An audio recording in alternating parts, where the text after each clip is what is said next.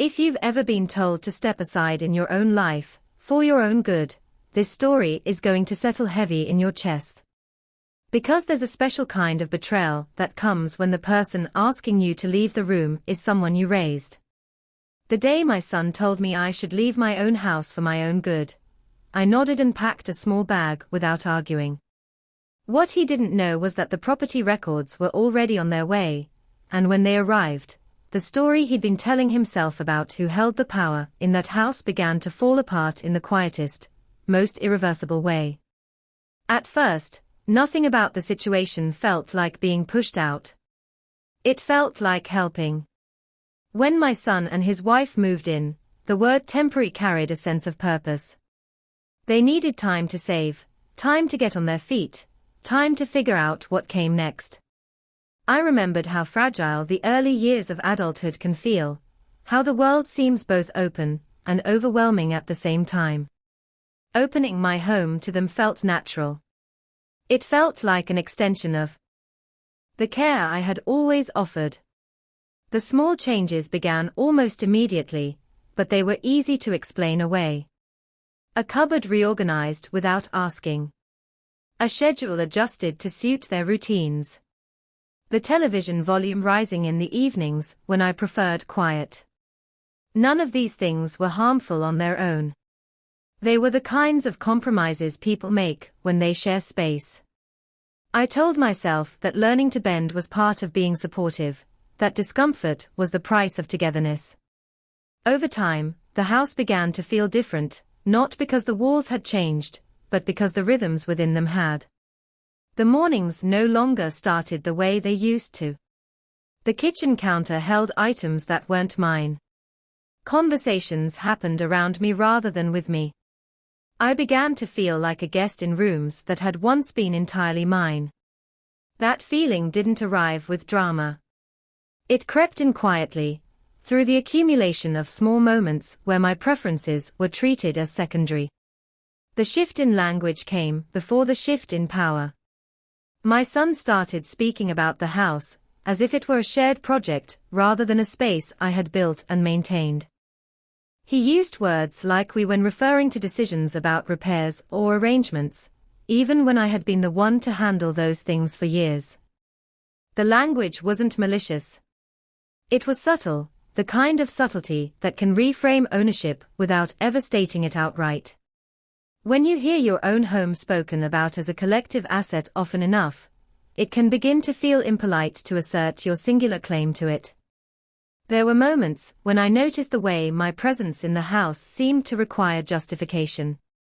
If I wanted to spend time in the living room, it was framed as if I were interrupting their routine. If I expressed a preference about how things were done, it was met with explanations about how this way was more efficient for everyone. Efficiency became the language through which my habits were gently sidelined.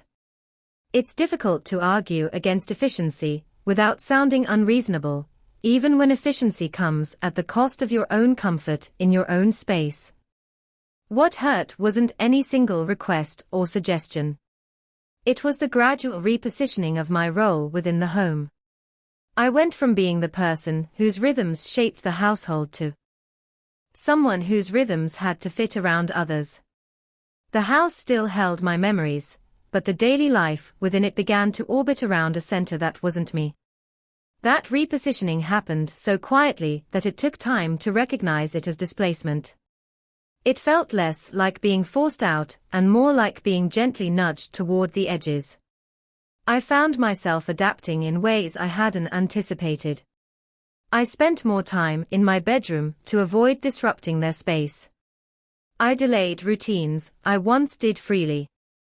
I asked permission for things I had never needed to ask permission for before.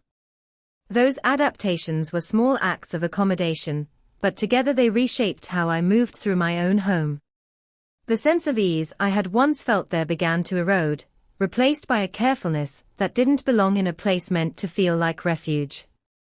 The idea that this was all temporary made it easier to tolerate.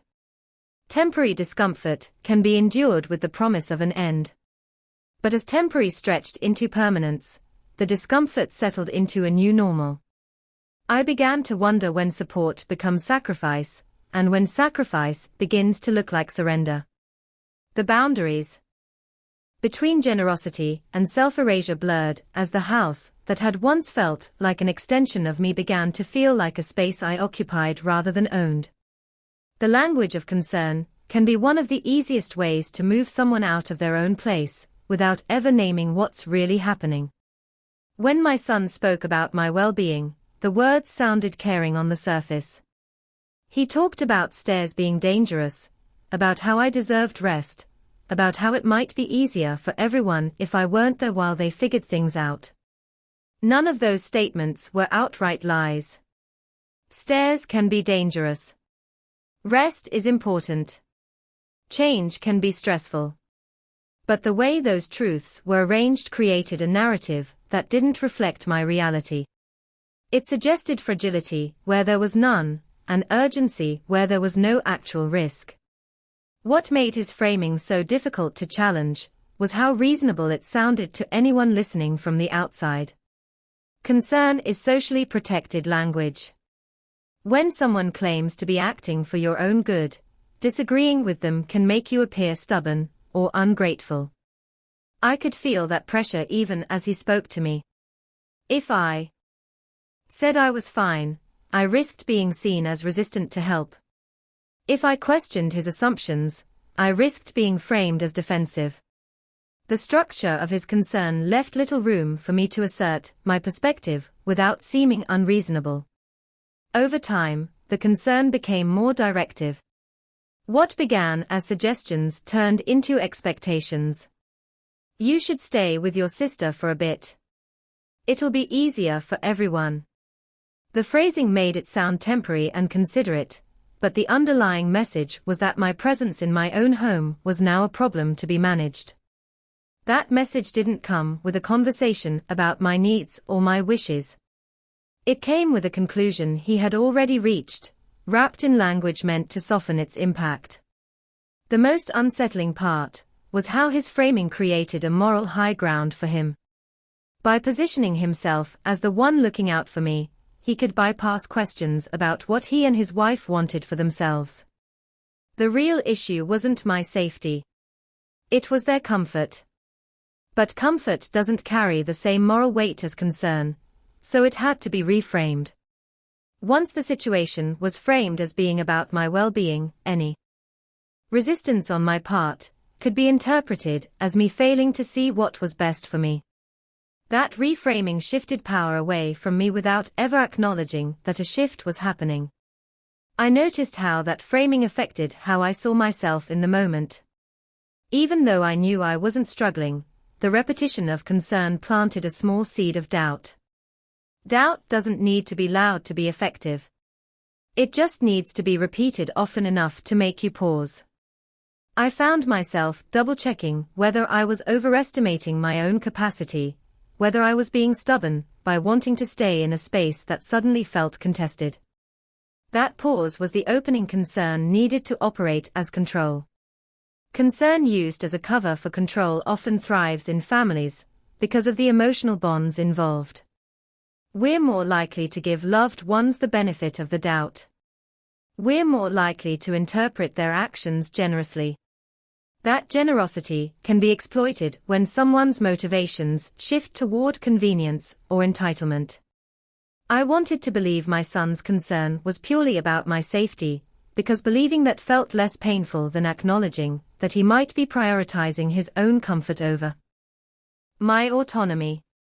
The framing of concern also invited others to view the situation through the same lens. If my son spoke to relatives about me needing rest or being safer elsewhere, their responses were likely to support that narrative. They weren't witnessing my daily life. They were hearing a version of it filtered through his concern. That filtering shaped how they understood my presence in the house, positioning it as a potential risk rather than as a right. The social reinforcement of that narrative made it harder to push back without feeling isolated. Control doesn't always announce itself as control. Sometimes it arrives as a soft suggestion that becomes harder to refuse over time. It arrives in sentences that sound like care, but carry conclusions you weren't invited to make. Recognizing that shift required me to separate the language of concern from the reality of my experience, to trust what I knew about my own capacity even when someone I loved was telling a different story. The envelope with the property records didn't look dramatic when it arrived. It was thin, unremarkable, the kind of mail most people sort without much thought. But inside that envelope was a quiet weight. That shifted how I understood the situation I had been living in. I had requested those records months earlier as part of organizing my affairs, a practical step I took out of habit rather than out of suspicion. I never imagined they would become a turning point in a conflict about belonging and authority in my own home. Sitting at my sister's kitchen table, I opened the envelope slowly, feeling the texture of the paper between my fingers. The act of reading something you already know can still feel grounding. The records confirmed what my memory held. The house was in my name. It had always been in my name. There were no shared claims, no hidden transfers, no quiet changes to ownership. The document wasn't revealing new information. It was reasserting something I had begun to doubt in the emotional haze of being asked to leave. Doubt can creep in when someone you trust frames your reality differently. Even when you know the facts, the emotional weight of being displaced can blur your confidence in them. The records cut through that blur. They reminded me that my sense of belonging in that house wasn't a feeling that could be negotiated away. It was grounded in something concrete, something that didn't shift based on someone else's comfort. That grounding didn't come from confrontation. It came from documentation. What struck me as I read through the records was how easily emotional narratives can overshadow legal realities in family dynamics. We often assume that the structures of our relationships mirror the structures of ownership and responsibility, but that's not always the case. In my son's mind, the house had begun to feel like a shared space, perhaps even like a future inheritance. That sense of entitlement had grown quietly, nourished by time and proximity. The records disrupted that sense by anchoring the situation in something less malleable than feeling. There was a strange calm that settled over me as I folded the papers back into the envelope. It wasn't triumph. It was clarity. Clarity has a way of cooling emotions without dismissing them. The hurt of being asked to leave didn't disappear, but it took on a different shape. It became a boundary issue rather than a question of worth. The problem wasn't that I was no longer needed in that space. The problem was that someone had assumed the right to decide where I belonged. The records also highlighted how quietly power can shift when assumptions go unchallenged. For weeks, the idea that I should leave had been treated as reasonable because it was framed as concern. The legal reality of ownership had been absent from that framing, not because it wasn't true, but because it complicated the story my son was telling himself about the situation. Bringing the records back into the conversation wasn't about asserting dominance.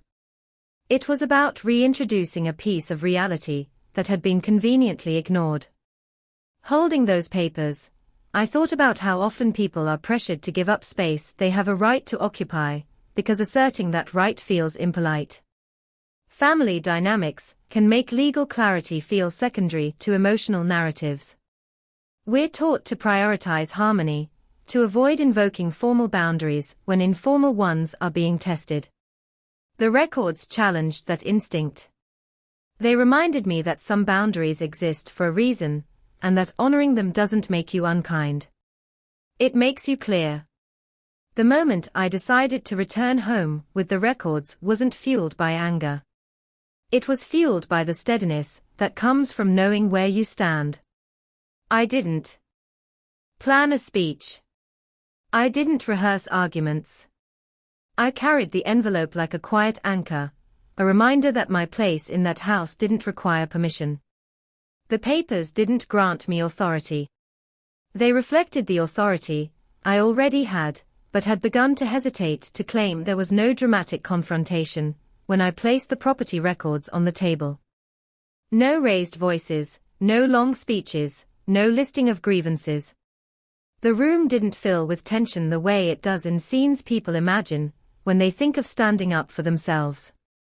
Instead, there was a quiet stillness that settled between us, the kind that happens when something unspoken is finally made visible. The papers lay there, ordinary in appearance, but heavy with implication. What unfolded in that silence was more powerful than any argument could have been. My son looked at the documents, then at me, and in that moment I could see the story he had been telling himself begin to loosen its grip. He had framed my leaving as care, as something done for my benefit, but the records reframed the situation as one of authority and belonging. They reminded him that the house wasn't a space he could reassign at will. It was a home I had built and maintained, one that carried a history longer than his recent sense of entitlement. The quiet revenge in that moment wasn't about watching him feel small. It was about watching the narrative he had been operating under lose its legitimacy. Narratives carry power when they go unchallenged. They shape behavior, justify decisions, and create a sense of inevitability around choices that might otherwise be questioned. By introducing the records into the conversation, I didn't attack him. I interrupted the narrative.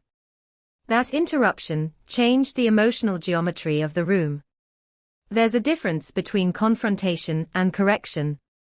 Confrontation often escalates because it centers emotion. Correction can de-escalate because it centers reality. The records corrected the assumption that I could be quietly displaced for the sake of convenience. They didn't accuse him of malice. They simply stated a fact that made the displacement untenable. In that way, the documents carried a form of authority that didn't depend on my tone or my ability to persuade. What I felt in that moment wasn't triumph. It was a steadiness that came from no longer having to negotiate my place in a space that was already mine. Negotiation had been happening in subtle ways before, through suggestions, through concern, through the gradual normalization of the idea that my presence was temporary. The records put an end to that negotiation by clarifying that my presence wasn't provisional. It was foundational. The quietness of the moment also protected me from becoming someone I didn't want to be. I didn't have to perform anger to be taken seriously. I didn't have to recount every instance where I had felt pushed aside. The simplicity of placing the papers on the table allowed the truth to speak without being entangled in emotion. That simplicity felt like its own form of dignity. There's a particular relief in realizing you don't have to convince someone of something that is already documented. Persuasion asks you to shape your words to fit someone else's perspective. Documentation asks them to shape their perspective around reality. The shift from persuasion to documentation changed the power dynamic in a way that felt clean rather than combative. It removed the emotional labor of having to justify my right to remain in my own home. Quiet revenge often looks like letting the facts speak until the story that needed correction can no longer sustain itself. It doesn't require shaming. It doesn't require spectacle. It requires patience and a willingness to let reality do its work. In that still room, with the papers resting between us, the balance that had tilted toward his assumptions began to settle back into a place that felt more honest. Reclaiming authority in my own home didn't mean hardening my heart or severing ties. It meant redefining the boundaries of how my presence in that space would be understood moving forward. For a while, I had allowed my role in the house to be quietly reframed as temporary, as conditional, as something that could be negotiated based on other people's needs. That reframing had happened without a formal conversation, through assumptions that settled in the space like dust. Naming my authority meant brushing that dust away and restoring clarity about what belonged to me, not just in legal terms, but in lived experience. Standing my ground after returning home felt less like an act of defiance and more like an act of alignment. I wasn't asserting power over my son. I was aligning my actions with the reality of my place in that house. That alignment required me to be clear about what I would and wouldn't accept. It meant saying that I would not be asked to leave my own home under the guise of concern. It meant stating that any changes to how the household functioned would be discussed with me rather than decided for me. Those statements weren't ultimatums. They were boundaries, and boundaries work best when they are stated plainly rather than dramatically.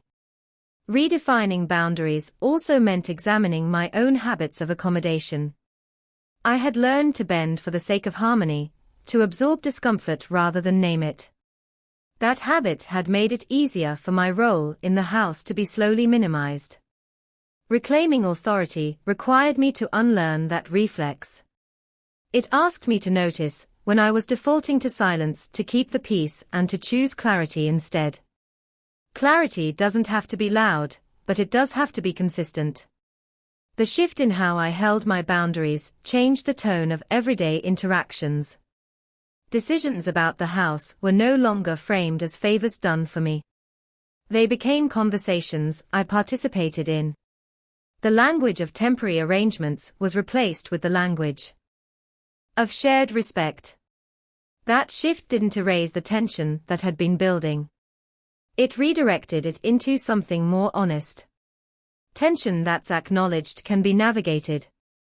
Tension that's hidden tends to distort relationships over time. Reclaiming authority also meant redefining how I understood my own worth within the family. For a while, I had measured my place by how useful I was to others, by how much I could accommodate their needs. That measure made it easier to accept being sidelined, because usefulness can always be renegotiated. Authority, on the other hand, isn't contingent on convenience. It's rooted in the recognition of your right to exist fully in your own space. That recognition doesn't depend on how easy you are to live with. It depends on the boundaries you're willing to hold. There was grief in acknowledging how close I had come to being displaced from a place that held so much of my life. That grief didn't vanish when the records were placed on the table. It lingered as a reminder of how easily family dynamics can shift when assumptions go unchecked. Holding boundaries moving forward became a way of honoring that grief without letting it define me. It allowed me to move through the house with a renewed sense of presence, aware of my own history there and unwilling to let it be quietly overwritten.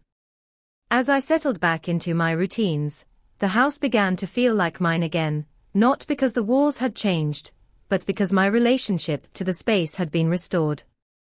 Reclaiming authority wasn't about asserting dominance. It was about reclaiming the right to belong without having to justify that belonging to anyone else.